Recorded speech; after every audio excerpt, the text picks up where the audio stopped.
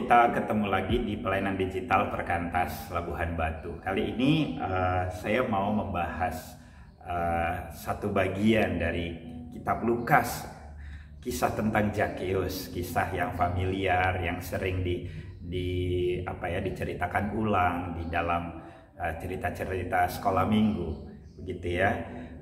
Lukas 19 ayat 1 sampai 10 menceritakan kisah Zakheus ini. Nah, apa yang menarik di dalam kisah ini adalah pertama seorang Zakheus, ya, seorang Zakheus. Dia seorang pemungut cukai.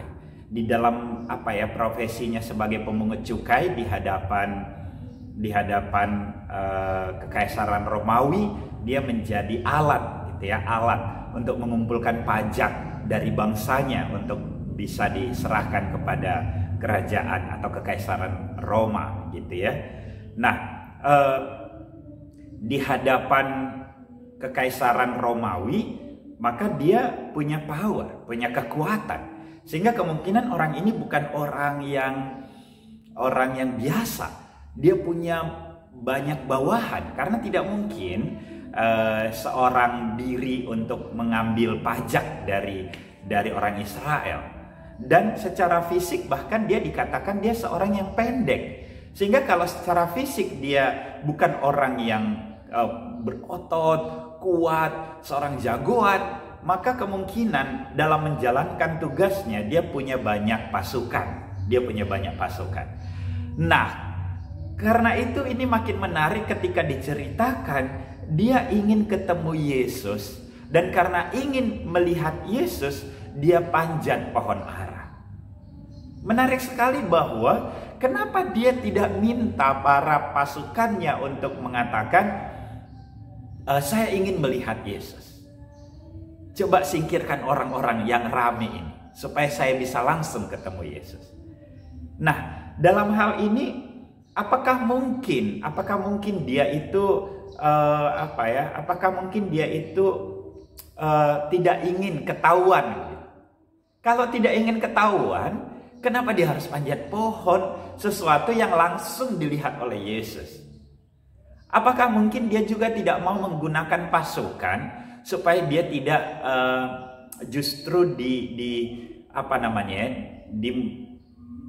dimusuhi, gitu ya, atau ditolak oleh orang-orang Israel pada waktu itu?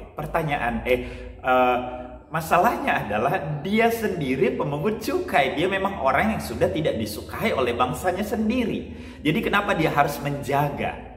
Sehingga kalau kita membaca narasi ini, apa yang penulis Lukas ingin sampaikan sebetulnya di dalam narasi awal ini? Seorang pemungut cukai yang punya banyak pasukan memilih untuk manjat, gitu ya, untuk panjat pohon ara untuk melihat Yesus. Satu-satunya yang bisa kita mungkin terima adalah karena memang Zakheus di dalam kondisinya saat ini adalah dia betul-betul secara personal, secara pribadi ingin kenal Yesus sebagai guru. Dia sudah dengar bahwa Yesus seorang guru pada waktu itu. Sehingga dia betul-betul ingin mengenal Yesus. Dia bukan orang yang ingin menggunakan otoritasnya. Kalau nanti penonton lihat video saya sebelumnya yang membahas tentang Herodes, dia menggunakan otoritas, kekuasaannya, dirinya yang punya agenda untuk mengenal Yesus. Di dalam hal ini bedanya Zakheus, orang yang betul-betul sudah dalam keadaan ingin mengenal Yesus. Dia tahu siapa dirinya.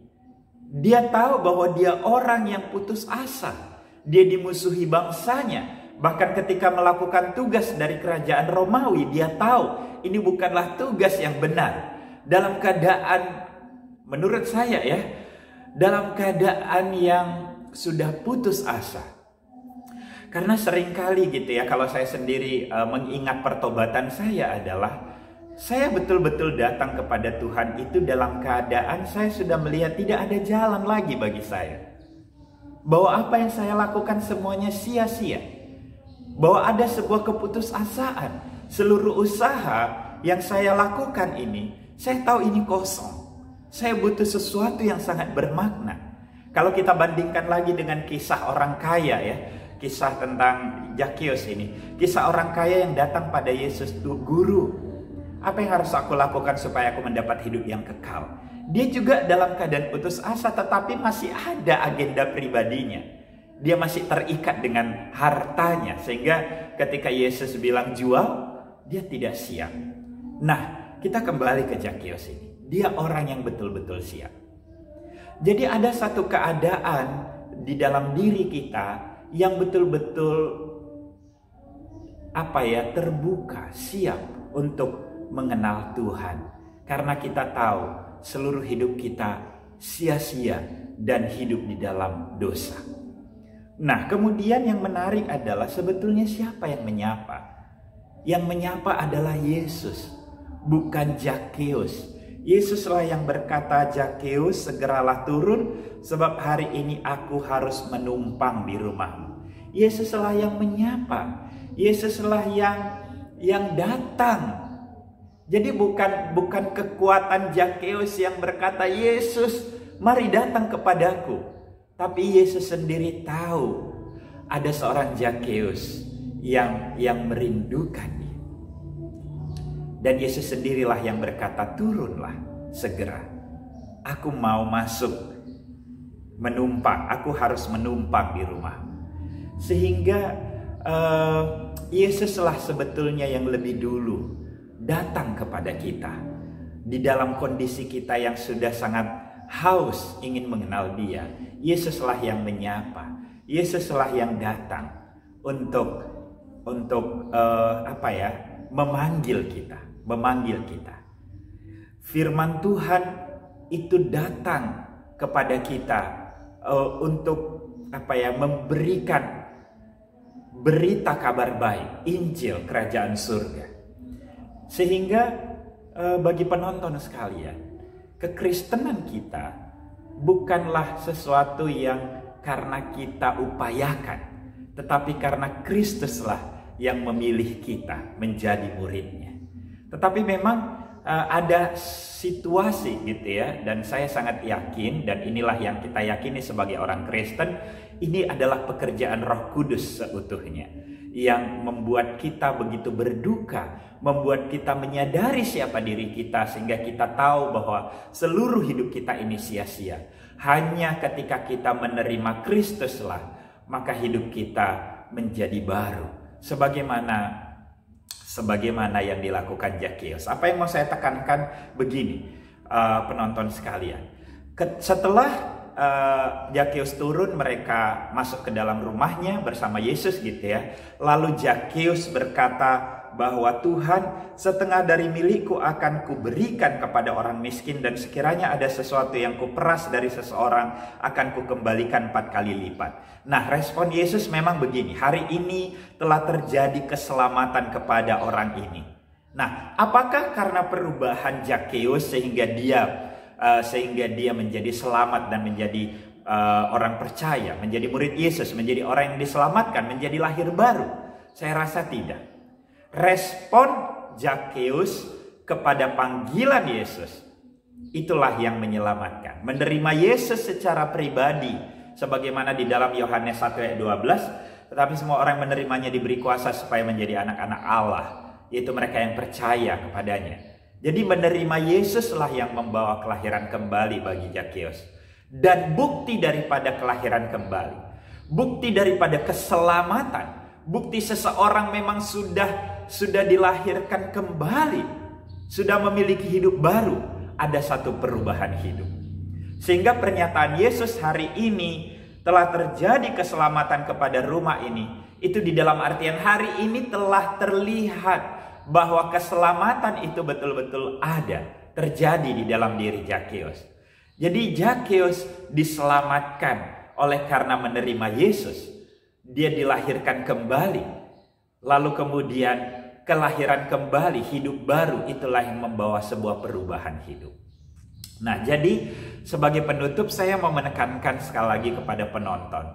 Bukan apa yang kita lakukan, bukan aktivitas religiusitas, keaktifan kita melakukan hal-hal agama, perilaku kita yang menunjukkan satu perilaku agamawi itu yang menyelamatkan kita. Bukan amal baik, bukan perbuatan-perbuatan yang kelihatan baik itu yang menyelamatkan kita. Karena sebaik apapun kita, seluruh kebaikan kita hanyalah kain kotor di hadapan Tuhan. Tidak ada seorang pun yang dapat selamat oleh karena perbuatan baiknya, perbuatan agamanya. Tetapi seseorang diselamatkan karena dia menerima Yesus. Karena dia menerima Yesus. Dan bukti daripada kita diselamatkan sudah menerima Yesus. Satu pengalaman yang keselamatan kita itu menjadi satu pengalaman ketika kita mulai mengalami perubahan. Jadi keselamatan kita itu juga bukan asumtif, bukan karena kita hanya setuju kepada doktrin gitu ya, kepada dogma, kepada pengajaran gitu, bukan. Keselamatan itu menjadi satu realita di dalam hidup kita yang mengubahkan seluruh hidup kita. Bahwa inilah hidup yang akan kuhidupi, sebagaimana dinyatakan oleh Zakheus. Tuhan Yesus memberkati.